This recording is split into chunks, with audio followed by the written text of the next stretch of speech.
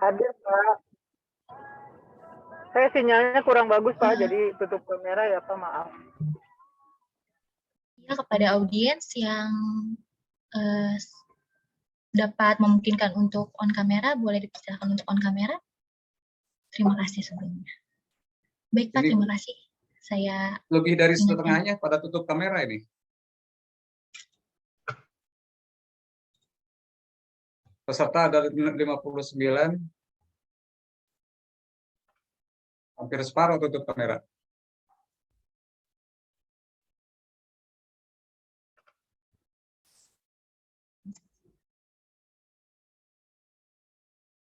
Bisa dicek barangkali semua teman-teman pada hadir di sini nggak nih, pada mahasiswa. Ini semuanya mahasiswa semua nih yang hadir di sini kecuali yang dari LPM. Ada yang bukan mahasiswa Universitas Nusa Bangsa, Pak? Ada yang dari warga? Sebentar kami akan infokan kepada peserta untuk on kamera ya, Pak. Terima kasih sebelumnya.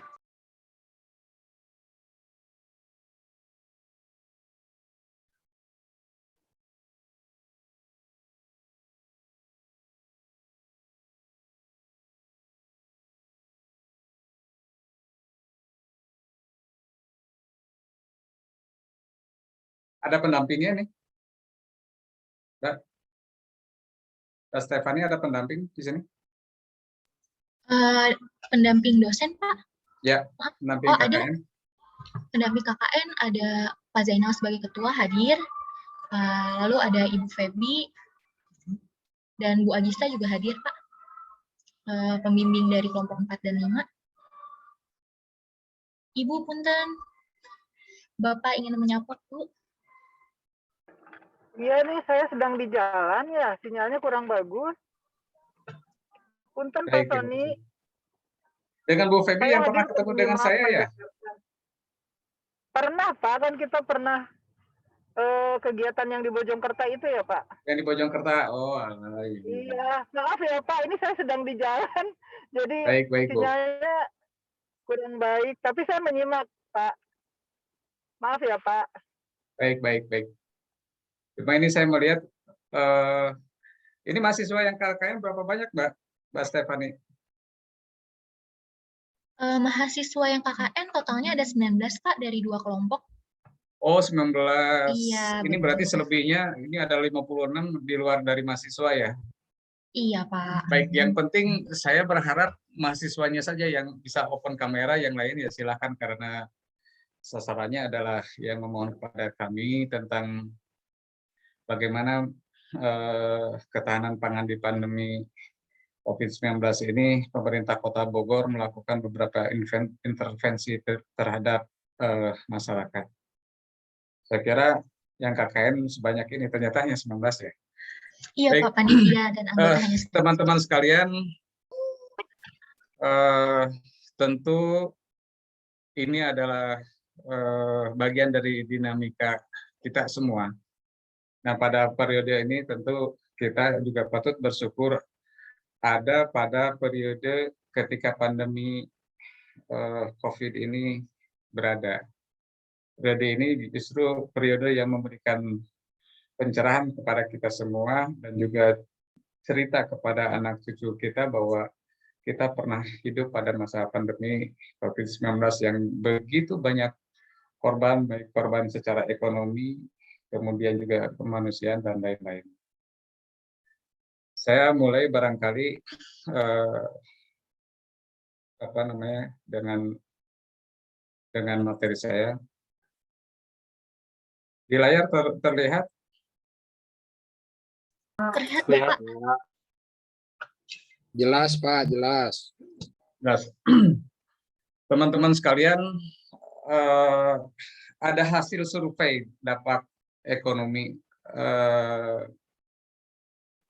di masyarakat, baik dari sisi usaha, kemudian juga dari sisi pegawai. Dari sisi usaha, kita bisa melihat banyak yang terpapar di sana. Jadi ada yang masih berjalan, kemudian juga sudah berganti usaha, dan juga sampai dengan tutup dari usaha itu. Ini begitu luar biasa hasil karya nyata corona yang begitu memberikan guncangan secara ekonomi. Kemudian bagaimana dari dampaknya terhadap pegawai di Kota Bogor, mulai dari PHK pekerja, kemudian juga terhadap pemotongan gaji dan juga dirumahkan. Ini bisa dilihat di sana ada klasifikasi, ada fashion, kemudian juga di jasa keuangan, jasa lain, kesehatan, makanan, minuman. Yang paling tinggi di sana terlihat di sektor kesehatan. Kemudian bagaimana kita melihat ketahanan pangan di dalam melakukan penetrasi pandemi ini. Kami melakukan beberapa kegiatan, terutama kalau di sektor ketahanan pangan, memberikan apa yang disebut dengan program Bogor Berkebun. Nah, ada konsep dari Bogor Berkebun ini bagaimana kegiatan aktivitas pertanian baik dari budidaya, pengolahan dan pemasaran ini memanfaatkan lahan dan sumber daya yang ada, sehingga bisa menghasilkan beberapa produk pertanian. Tentu ini untuk juga masyarakat. Dan juga bagaimana tujuan dari gerakan Bogor Berkebun ini dirilis tahun 2020 kemarin, tanggal 4 Desember persisnya, adalah untuk memperkuat ketahanan pangan dan gizi masyarakat. Kemudian juga bagaimana memanfaatkan lahan pekarangan yang terbengkalai, termasuk juga lahan-lahan tidur yang dapat dimanfaatkan. Membangun ekosistem pertanian perkotaan, baik dari mulai produksi, pemasaran, dan juga pendanaan ini yang dimaksudkan adalah untuk pemasaran. Dan juga bagaimana menguatkan kelembagaan kelompok tani, menumbuhkan inovasi dan kreativitas masyarakat, dan juga menumbuhkan usaha mikro. Pada gilirannya, tentu semua adalah bagaimana ini untuk memberikan pendapatan dan juga pemulihan perekonomian yang ada di kita. Manfaat, dampak yang diharapkan adalah meningkatnya kualitas hidup dan derajat kesehatan masyarakat melalui kegiatan konsumsi sayuran dan buah-buahan. Kalau skor pangan skor PPH itu adalah pola pangan harapan meningkat, tentu memberikan indikasi bagaimana tingkat konsumsi masyarakat itu juga menjadi tinggi. Kemudian meningkatkan wilayah hijau di daerah perkotaan, karena banyak media tanam yang dimanfaatkan oleh kelompok tani kita, baik dari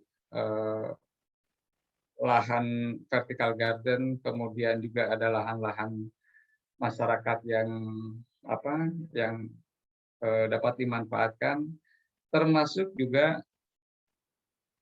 tempat-tempat yang memungkinkan untuk dilakukan kegiatan budidaya seperti pagar ataupun media tanam lainnya. Kemudian meningkatnya jumlah komunitas berbasis pertanian. Ini kelihatan kalau di kami, di pemerintah Kota Bogor, melalui Dinas Ketahanan Pangan dan Pertanian, semakin banyaknya kelompok wanita tani, kelompok tani dewasa, dan juga kelompok tani taruna yang melakukan kegiatan budidaya di sektor pertanian. Secara tidak langsung juga diharapkan ketika mereka semua melakukan kegiatan seperti berbudidaya, baik petani, peternak maupun pembudidaya, itu dapat mengurangi kegiatan atau angka-angka pengangguran di Kota Bogor. Dan pasti pada gilirannya adalah laju pertumbuhan ekonomi yang lebih baik. Ada beberapa tahapan teman-teman sekalian di dalam melakukan kegiatan Bogor Berkebun. Tentu semuanya mulai dari hulu sampai ke hilir adalah bagian dari sebuah proses yang harus dilakukan. Tidak ada satupun segmen yang memberikan ruang kosong, sehingga kalau dalam satu tahapan ini dapat berjalan dengan semestinya. Tentu mulai dari persiapan bagaimana kita melakukan penyediaan lahan, kemudian juga SDM yang ada, baik kelompok wanita tani, kelompok tani dewasa, maupun kelompok taruna tani yang mempunyai kegiatan dan mempunyai passion di pertanian. Termasuk juga bagaimana kita membangun mitra nanti yang pada gilirannya di hilir adalah di periode pasca panen. Kemudian di dalam melakukan kegiatan itu tentu semuanya harus terhimpun, baik dari pembudidaya, kemudian juga pendampingnya.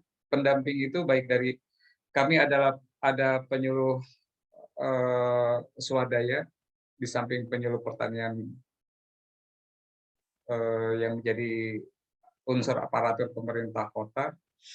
Kemudian juga sumber-sumber informasi yang dapat disampaikan kepada masyarakat. Ketika itu sudah berproses, maka pasti mereka akan memiliki produk. Nah, produk itu bisa produk pangan segar, non-pangan, seperti ikan ketika mereka melakukan kegiatan budidaya dalam ember misal, ataupun kegiatan aquaponik, tergantung dari bagaimana mereka melakukan kegiatan di sektor pertanian itu sendiri. Kemudian di hilirnya pasar, bagaimana kita menyediakan segmen pasar untuk menyerap produksi teman-teman para petani semua. Baik dari kita bagaimana kerjasama dengan Pasar Pakuan Jaya, kemudian juga pemerintah Kota Bogor sendiri membangun ada namanya Pasar Mitra Tani yang ada di Katulampa. Pasar Mitra Tani ini kita bangun dalam rangka memberikan saluran untuk pemasaran bagi teman-teman para pembudidaya yang isinya banyak dari berbagai sektor. Ada vendor-vendor yang masuk di sana, vendor daging, dia distributor, kemudian vendor ayam, vendor sayuran dan buah-buahan, selain dari KWT ya. Kemudian juga ada vendor beras, telur, dan lain-lain. Nah, Pasar Mitra Tani ini kami kemarin juga mengundang kelompok pembudidaya pemanfaatan lahan pekarangan yang tergabung di dalam APARI, Asosiasi Pemanfaatan Pekarangan Lestari, sehingga mereka produksinya secara bergiliran dapat dipasarkan langsung untuk masyarakat, termasuk juga produk pasar mereka sendiri segmennya, yaitu tetangganya. Tetangga sekitar maupun warung-warung yang membutuhkan itu. Nah, pemasaran hasil urban farming yang sebetulnya ini adalah rentetan dari kegiatan itu, bagaimana pangan segar olahan itu dikerjasamakan hilirnya dengan warga sekitar, kemudian ada para pelaku UMKM pangan, yaitu warung-warung sembako, kemudian juga bekerja sama dengan toko tani. Ini adalah Pasar Mitra Tani, ada Asosiasi Pasar Tani, ada Aspartan, kemudian ada Asosiasi Pemanfaatan Pangan Lestari, kemudian bekerja sama dengan Dekranasda. Bakul ini adalah grupnya para pengusaha yang menyediakan bahan pangan, kemudian juga dengan Pakuan Jaya. Nah, yang non-pangan ini banyak teman-teman para pembudidaya ikan hias, pembudidaya tanaman hias, air ya, tidak hanya sekadar bukan hanya tanaman hias yang banyak kita melihat, tetapi tanaman hias air tawar juga ada, termasuk juga dengan handicraft. Kalau handicraft ini tentu di luar konteks dari urban farming. Nah, marketnya untuk melakukan itu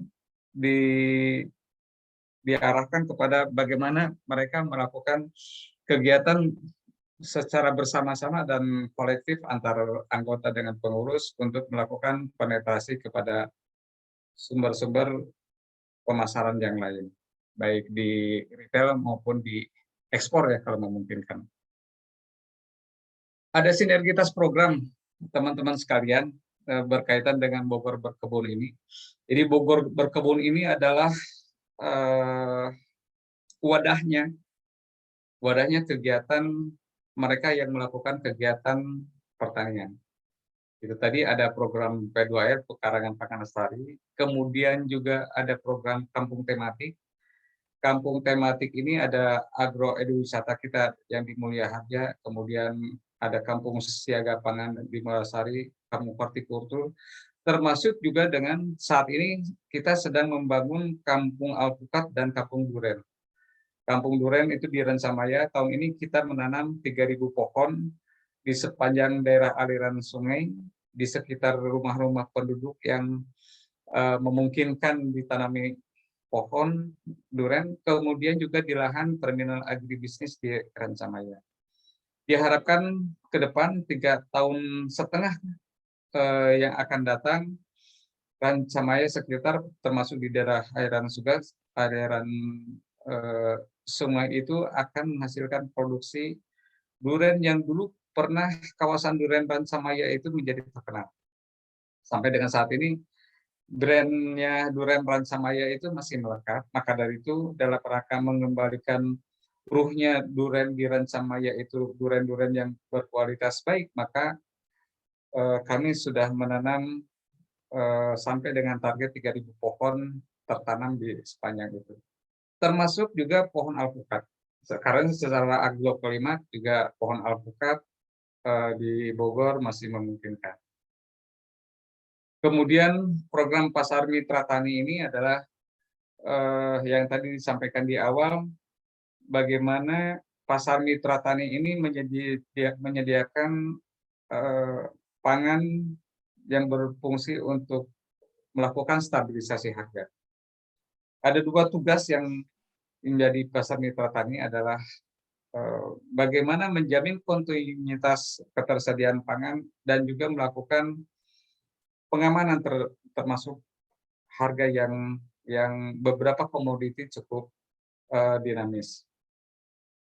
Pasar Mitra Tani ini juga kami sedang membangun satelit rencana di setiap kelurahan, tetapi jangka pendek ini targetnya adalah kelurahan-kelurahan yang dekat dengan di Bogor Timur, baik di tengah Bogor Timur maupun sebagian selatan yang memungkinkan.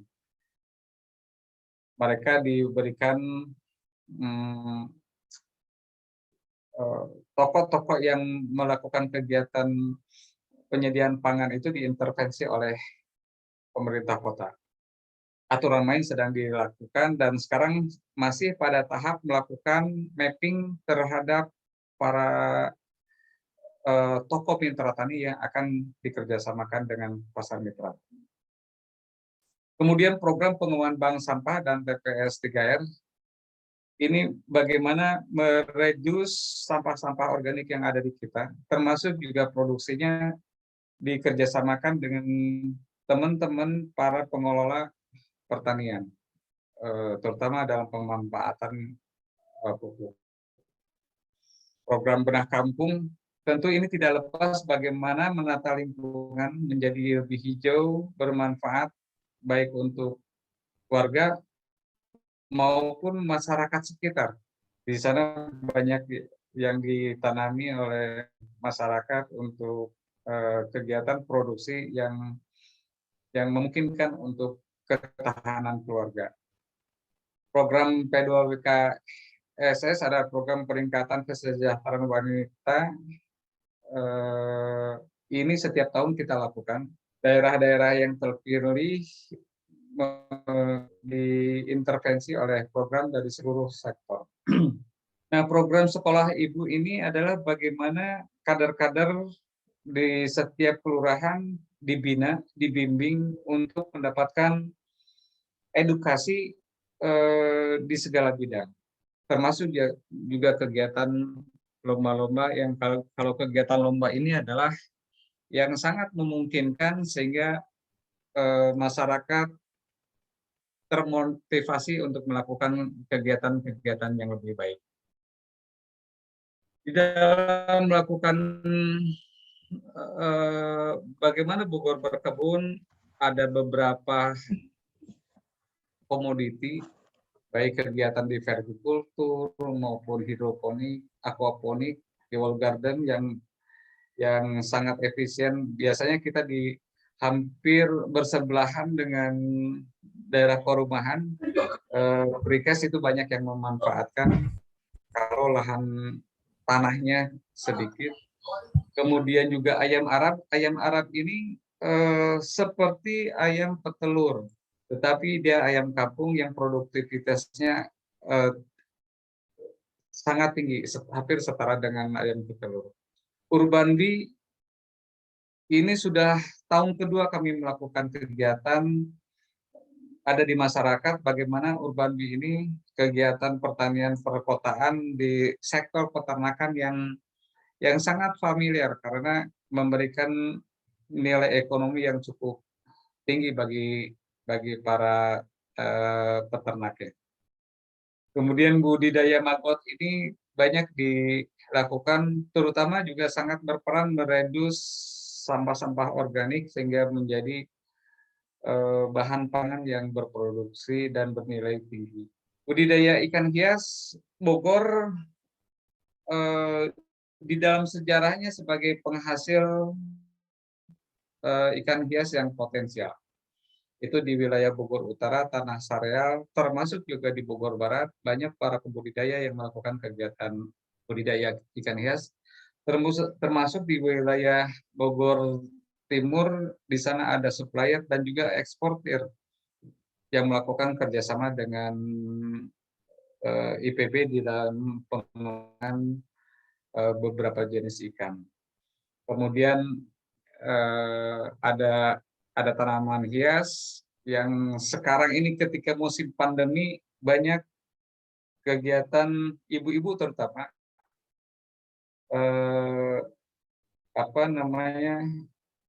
karena tidak boleh keluar, dikurangi mobilitas, banyak yang work from home, mereka melakukan kegiatan di rumah.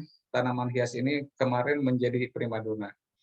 Burung puyuh juga ini sangat luar biasa, itu di Tanah Sareal dan di Bogor Barat ada yang melakukan kegiatan ini dan kami melakukan pendampingan, pengolahan hasil pertanian, kemudian juga berbagai aneka olahan pangan, membuat pupuk kompos dan juga di hilirnya kita membangun pemasaran.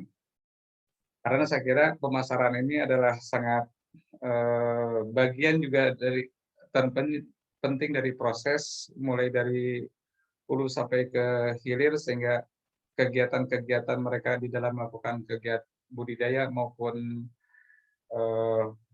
baik penanaman tanaman, ternak maupun ikan ada saluran yang sebagai akhir dari kegiatan usahanya.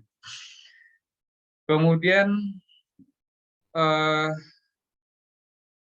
bagaimana tentang pekarangan pangan lestari? Pekarangan pangan lestari ini adalah kegiatan yang dominan di dalam mendukung program Bogor Berkebun. Yang tentu di dalam pengalaman yang saat ini sedang terjadi bahwa di dalam pandemi ini kita pernah mengalami krisis pangan meskipun tidak terlalu surprise untuk beberapa komoditi. Dinamika harga dan dinamika ketersediaan barang seperti telur, ayam kemarin sangat luar biasa. Termasuk sampai dengan hari ini cabai juga sangat terpapar, banyak para petani kita yang tumbang cabai, kemudian juga bawang yang bawang ketika masih harga sampai 50-60 ribu, sekarang relatif menjadi lebih landai lagi, ada di sekitar 23 ribu. Kemudian ketika lahan pekarangan ini dimanfaatkan oleh para masyarakat, tentu melalui optimalisasi mereka bisa memberikan kontribusi di dalam penyediaan pangan. Nah, ketika produksi pangan oleh masyarakat dilakukan, tentu tidak saja ini dapat memberikan kebutuhan semata, tetapi juga secara ekonomi dapat memberikan pendapatan bagi keluarga. Saya ingin memberikan ilustrasi bagaimana pemanfaatan. Saya kira ini juga teman-teman semua pernah melihat. Kalau di Baranangsiang sebetulnya ada 2 kelompok yang akan kami intervensi, tetapi karena yang pertama lahan tidak memadai untuk diberikan program P2L, kemudian juga lahan itu adalah lahan milik pengembang karena persyaratannya adalah lahan itu milik sendiri ataupun lahan pengembang yang diperbolehkan secara alasnya diberikan kepada KWT untuk dimanfaatkan. Nah, mari kita melihat bagaimana pemanfaatan yang memanfaatkan lahan dan lain-lain.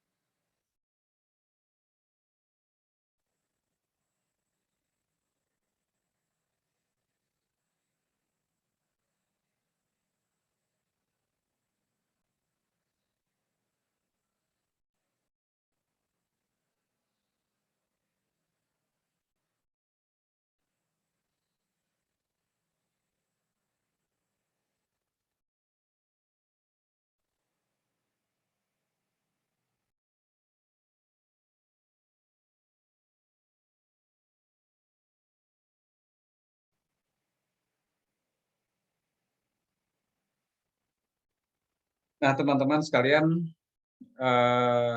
itu adalah gambaran untuk kita semua bagaimana memanfaatkan pekarangan untuk ketahanan keluarga, sehingga pada gilirannya nanti akan berdampak untuk ketahanan masyarakat. Saya kira itu barangkali yang perlu dapat disampaikan. Kita nanti bisa berdiskusi lebih lanjut bagaimana kontribusi lahan pekarangan untuk mendukung ketahanan pangan sangat luar biasa. Terima kasih. Waktu saya kembalikan kepada moderator. Assalamualaikum warahmatullahi wabarakatuh. Baik, Bapak. Terima kasih banyak atas pemaparan materi yang sangat luar biasa, Pak. Jadi kita sambil lihat-lihat nih lahan-lahan di Bogor yang sudah dimanfaatkan. Ya, kebetulan juga banyak ya, Pak, ya, lahan di Bogor yang bisa kita tanam ya, Pak, ya. Ya. Iya, gitu. Baik, Pak. Setelah ini saya buka sesi tanya-jawab untuk diskusi. Untuk audiens, apakah ada yang ingin bertanya? Mumpung kita kehadiran narasumber yang sangat luar biasa nih. Kita dapat bertanya tentang ketahanan pangan, hasil-hasil kebun tadi udah banyak yang dipaparkan, kita juga udah ngeliat tuh ilustrasi-ilustrasi lewat video yang Bapak tayangkan, sangat luar biasa, Pak. Dipersilakan jika ada yang ingin bertanya. Oh ya, di room chat udah ada yang bertanya nih, Pak. Saya bantu bacakan ya, Pak. Ya. Pertanyaan dari Faiza Putri. Assalamualaikum, saya Faiza Putri. Izin bertanya, bagaimana cara mengoptimalkan sistem logistik pangan saat pandemi mulai membaik, Pak? Terima kasih sebelumnya. Di collecting dulu atau satu persatu dijawab? Boleh, Pak, satu persatu, Pak. Baik, Mbak Putri dan juga teman-teman sekalian. Jadi ketika pandemi ini sedang berlangsung sekarang, sistem rantai distribusi juga mengalami gangguan. Terkendala dengan bagaimana transportasi, kemudian juga SDM yang melakukan kegiatan di distribusi, dan seterusnya. Maka dari itu tentu pemerintah, semua sektor bekerja sama, baik dari kepolisian, perhubungan, Kementerian Pertanian juga. Sistem distribusi pangan ini harus menjadi prioritas ketika dalam menjadi pandemi ini. Jadi kalau logistik pangan, saya kira kita mulai dari eksportir mulai dari eksportir, kemudian main distributor, solo distributor, agen, sampai kepada supplier ini di beberapa tempat sih tidak mengalami kendala ya, karena untuk sektor pangan ada jaminan dari pemerintah agar barang baik dari luar negeri maupun produksi dari teman-teman para petani itu sampai kepada masyarakat untuk dikonsumsi. Tentu ini adalah kaitannya bagaimana dengan melakukan pengamanan terhadap stabilisasi harga pangan. Ketika ada jalur distribusi yang terhambat, yang terputus, maka ini akan mengganggu atas ketersediaan pangan. Ketika ketersediaan pangan terganggu, tentu harga ini akan menjadi berubah. Berubahnya tentu ini adalah menjadi yang tidak bagus sehingga akan mengganggu inflasi kita di daerah. Maka dari itu, semua komponen yang berhubungan dengan distribusi pangan itu semua bekerja sama di dalam rangka mengamankan mengalirnya secara utuh bahan pangan ke setiap daerah. Begitu, Mbak.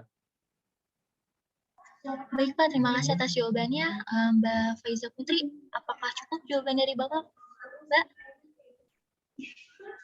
Atau ada tanggapan lain? Saya kira sih cukup ya, Pak ya. Terima kasih banyak Bapak atas jawabannya. Ini ada pertanyaan setelahnya nih, Pak. Dari Aditya Rahman. Assalamualaikum, saya ingin bertanya, apakah metode pemasaran yang efektif, Pak, yang telah dilakukan oleh Dinas untuk memasarkan hasil dari gerakan Bogor Berkebun ini, Pak? Terima kasih sebelumnya. Silakan, Bapak. Mas Aditya, tentang metode pemasaran yang sudah kita lakukan, kita coba lakukan seefektif mungkin. Kita ingin memotong rantai tata niaga sebanyak mungkin sebetulnya. Jadi jangan sampai rantai tata niaga ini ketika mulai dari petani sampai kepada konsumen itu banyak. Mulai dari petani, kemudian di collecting di kelompok, masuk kepada broker, broker kepada supplier, supplier kepada para distributor sampai kepada konsumen. Nah, kita ingin memotong rantai tata niaga yang sangat efektif. 3-4 rantai tata niaga itu akan kita pangkas. Seperti di pasar mitra tani ini, bagaimana langsung dari importir, dari distributor langsung kepada konsumen. 4 rantai tata niaga itu terputus, mulai dari masuk ke sole distributor, kemudian kepada supplier, kepada agen, pengecer, baru kepada konsumen. Maka dari itu kita ingin membangun pemasaran yang efektif dalam rangka melakukan pengendalian harga yang menjadi harga itu diterima oleh masyarakat menjadi harga yang sangat wajar. Kalau banyak rantai tata niaga yang tidak kita lakukan pemangkasan. Itu Mbak. Iya Pak, baik Pak Ya, atas termasuk jawabannya. saya tambahkan juga Iya. pemasaran efektif ini kalau di sini tadi saya lihat ada dari KWT mana nih? Dari Ciharasas. Mungkin KWT juga pernah melakukan kegiatan basar. Kami setiap hari Sabtu dan hari Rabu melakukan kegiatan basar. Yang sebelumnya sebelum terjadinya PPKM, Pasar Mitra Tani itu melakukan kegiatan basar, produk-produk teman-teman dari KWT itu langsung pasarkan kepada masyarakat. Dan ini sangat efektif untuk memberikan daya serap yang sangat tinggi. Oh iya, iya benar Pak. Kalau hasilnya langsung disalurin ke masyarakat juga kan, jadi masyarakat dapat hasil bisa belanja yang lebih murah gitu ya Pak ya. Karena disalurinnya langsung gitu nggak lewat tangan ketiga ya Pak ya, betul ya? Betul. Iya, luar biasa. Baik Pak, terima kasih Pak atas jawabannya Pak. Selanjutnya ada lagi nih Pak pertanyaan di room chat, saya bacakan. Saya Alifa Nur Anzani, izin bertanya bagaimana cara mengatasi ketidakstabilan distribusi hasil pangan tersebut. Terima kasih. Alifa, maka dari itu kita berkolaborasi bersama, baik di Kementerian Perhubungan, Kepolisian, kemudian juga di daerah termasuk juga Polisi Pamung Praja di dalam melakukan pengamanan jalur-jalur distribusi. Jadi checkpoint di beberapa titik seperti yang sekarang ini pasar TU yang di Kemang itu adalah menjadi milik pemerintah Kota Bogor di dalam pengelolaannya. Maka dari itu pasokan dari berbagai titik, baik dari wilayah selatan mulai Sukabumi, Cianjur, kemudian juga dari utara barat itu dari Provinsi Banten, semuanya dalam keadaan terkendali. Tidak ada satu celah pun yang memberikan ruang kepada para pelaku rent seeker. Mereka ketika melihat ada peluang untuk kepentingannya sendiri, dilakukan berbagai penindakan. Termasuk juga bagaimana kita ingin memberikan jaminan bahwa pangan baik terutama langsung dari petani itu sampai kepada pusat-pusat pemasaran yang dijadikan sebagai tempat berkumpulnya para apa disebutnya ya, pengumpul dengan konsumen langsung. Begitu. Baik Pak, terima kasih atas jawabannya Pak. Iya, Mbak Arifah langsung jawab Pak. Baik, terima kasih banyak atas jawabannya. Sangat luar biasa. Selanjutnya Pak, ada pertanyaan dari Sherliana. Untuk gerakan Bogor berkebun, apa saja ya Pak hasil kebun yang dihasilkan dan apakah ada tanaman yang dapat kami kelola dan menjalani dalam skala rumahan Pak? Saya pikir juga ini pertanyaan cukup bagus. Jadi kita yang di rumah bisa ikutan gerakan ini Pak gitu. Silahkan Pak. Ya, yang Mbak Sherliana ya, ini sebetulnya yang paling banyak yang dikonsumsi oleh masyarakat kita. Mulai dari kegiatan budidaya bayam, kangkung, secim, termasuk juga dengan kailan yang banyak dikonsumsi. Tadi kita melihat di dalam video banyak model media tanam yang bisa dilakukan, baik dari menggunakan paralon bekas, kemudian di wall garden menggunakan tembok tinggi, biasanya apa ya, perumahan-perumahan itu pakai tembok precast, itu juga bisa dimanfaatkan, seperti di Warung Bandrek di Bogor Selatan, di Bondongan. Itu masyarakat sekitar memanfaatkan dinding precast pembatas wilayah komplek dengan gang mereka, itu dimanfaatkan untuk kegiatan budidaya. Jadi tembok itu dipasangi media tanam wall garden, sehingga bisa mendapatkan pangan tambahan untuk keluarga. Jadi jenisnya saya kira sangat mudah, dan itu pun umurnya juga sangat pendek-pendek, itu 20 sampai 21 hari. Bahkan ada yang 17 hari mereka sudah panen. Begitu. Baik Pak, terima kasih atas jawabannya Pak. Mbak Syariana, cukup ya jawaban dari Bapak? Barangkali di sini ada KWT, tadi saya lihat, silakan bercerita bagaimana kegiatan budidayanya yang paling banyak diminta oleh masyarakat. Gitu.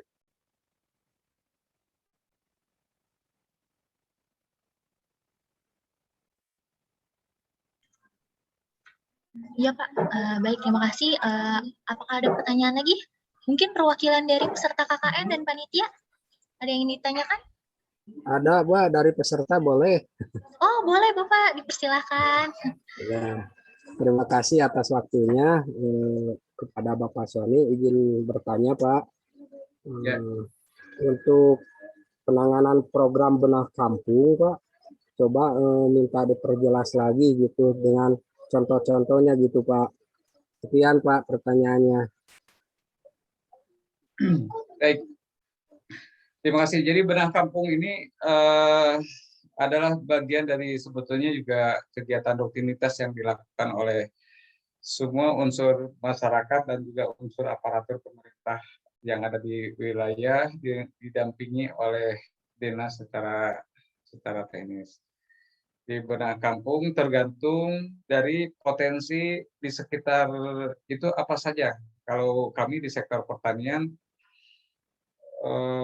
memberikan gambaran secara agroklimat dan juga dukungan logistik yang memungkinkan di dalam melakukan kegiatan budidaya di sana apa yang potensial. Contoh, katakanlah seperti di Bogor Selatan,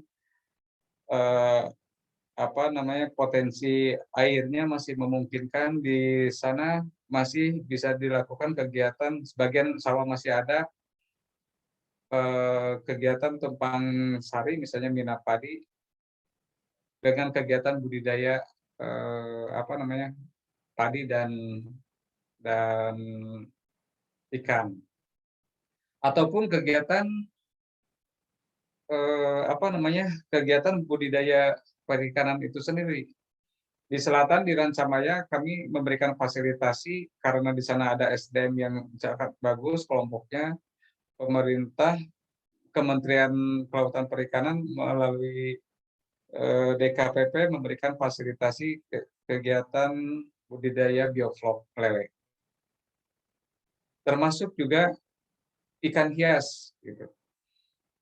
Jadi kegiatan benah kampung di sektor kami itu adalah disesuaikan dengan potensi dan agroklimat yang mendukung, termasuk Rancamaya agroklimat untuk penanaman durian, sehingga tahun yang memungkinkan untuk bisa kita mulai manfaatnya dapat diterima oleh masyarakat itu 3,5 tahun. Termasuk juga Kampung Pala di Muarasari di Bogor Selatan.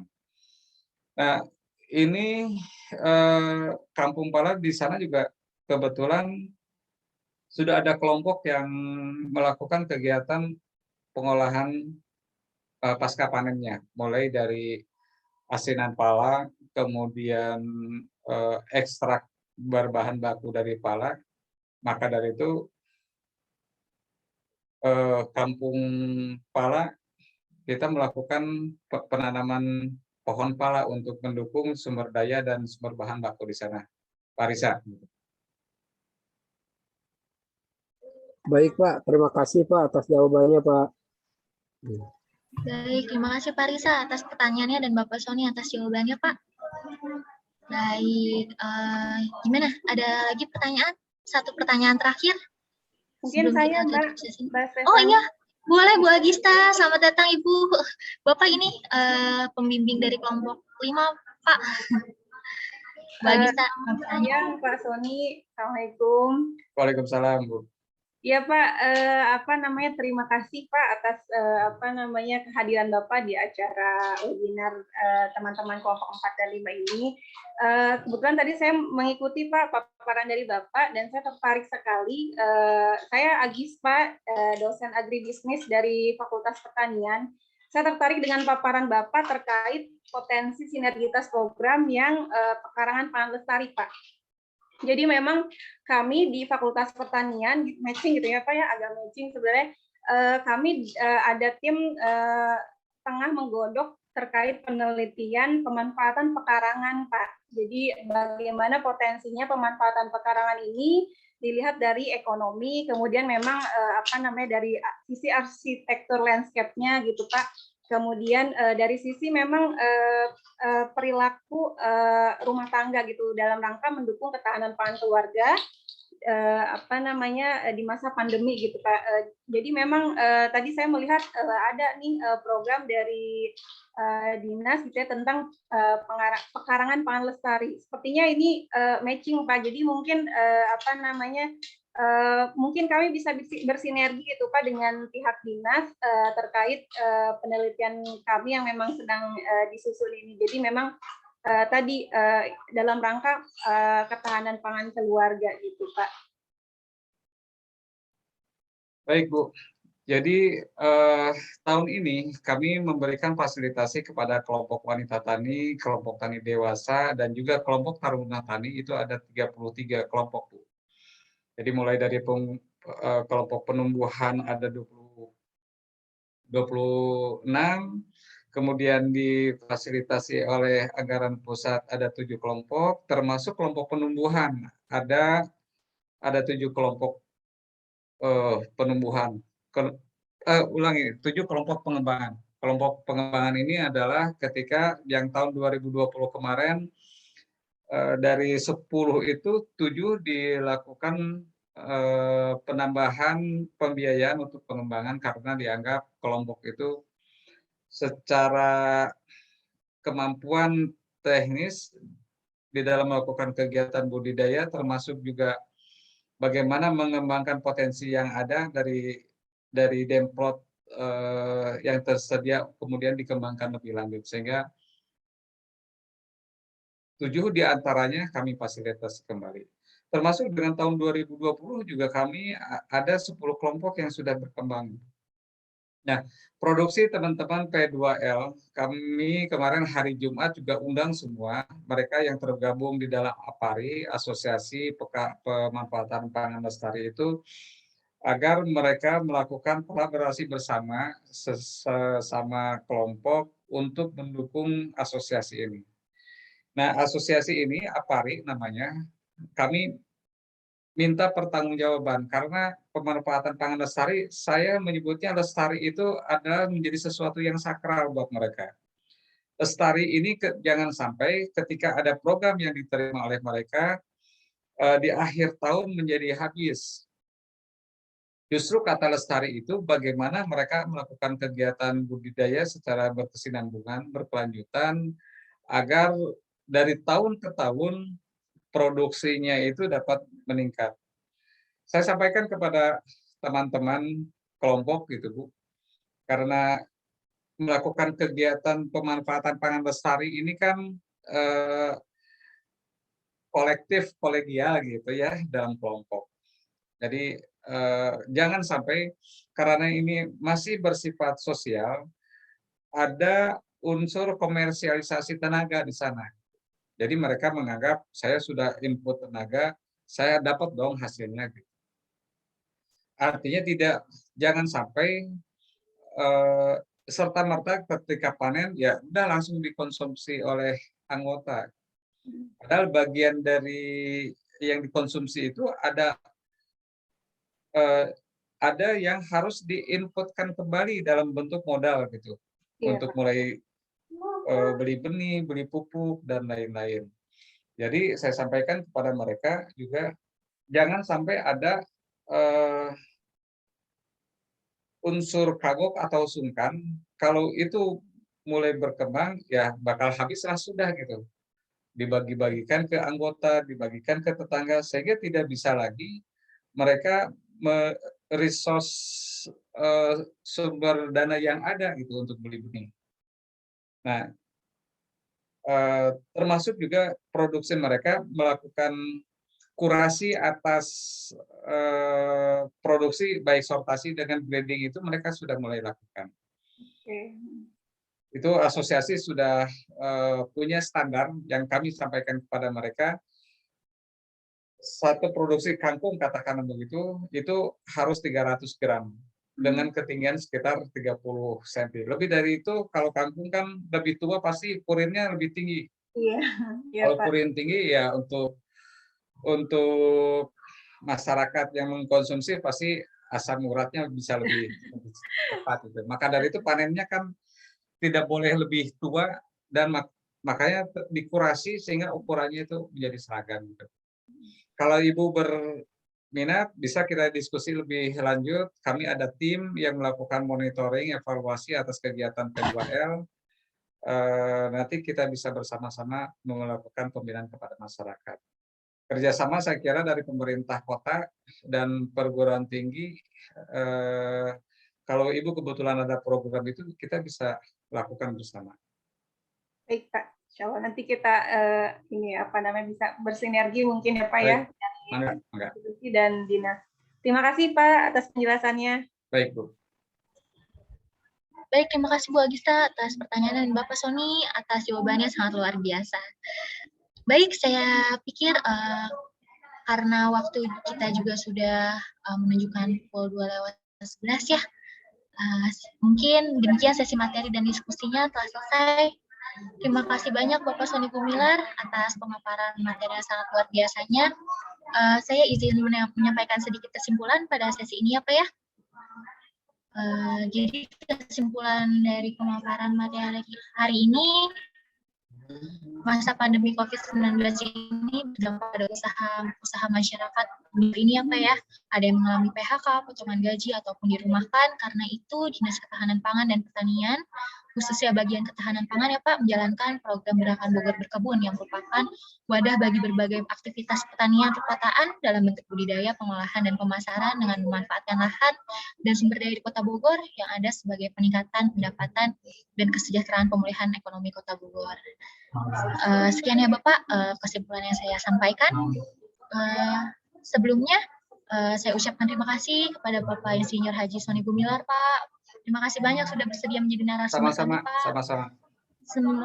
Terima kasih banyak atas ilmu yang sudah dibagikan kepada kami, sangat luar biasa, Pak.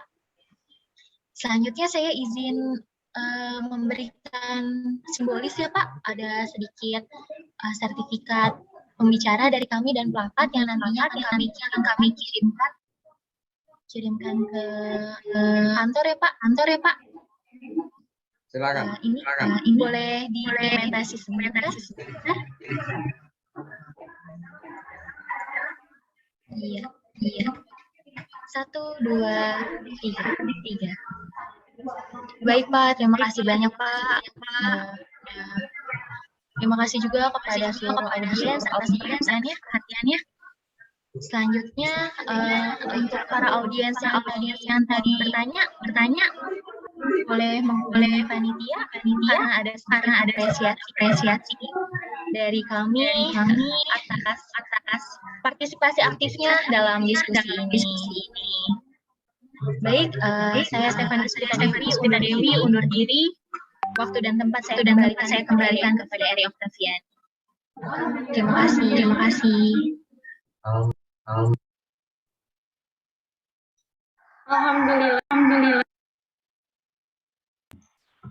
Alhamdulillah kita telah sampai di penghujung. Terima kasih banyak kepada narasumber Bapak narasumber, moderator serta yang dari awal dari akhir. Semoga banyak ilmu yang didapat. Selamat untuk kepada para yang surprise. Silakan panitia.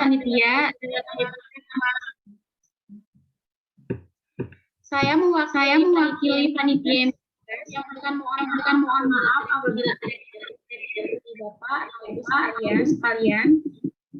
Akhir kata terima kasih.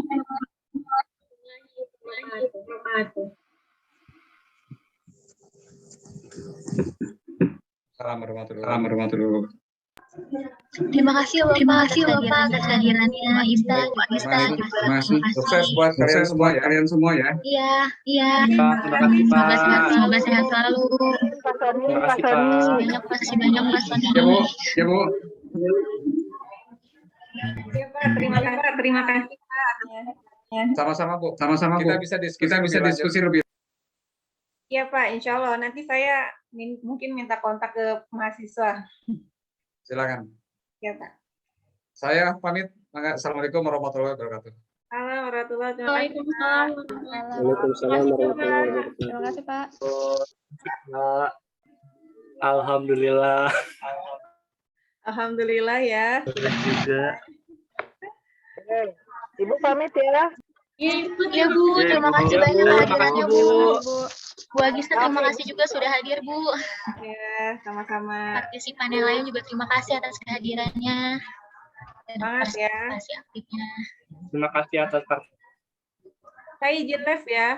Iya Bu, silakan. Ya Ibu, mangga. Terima kasih teman-teman.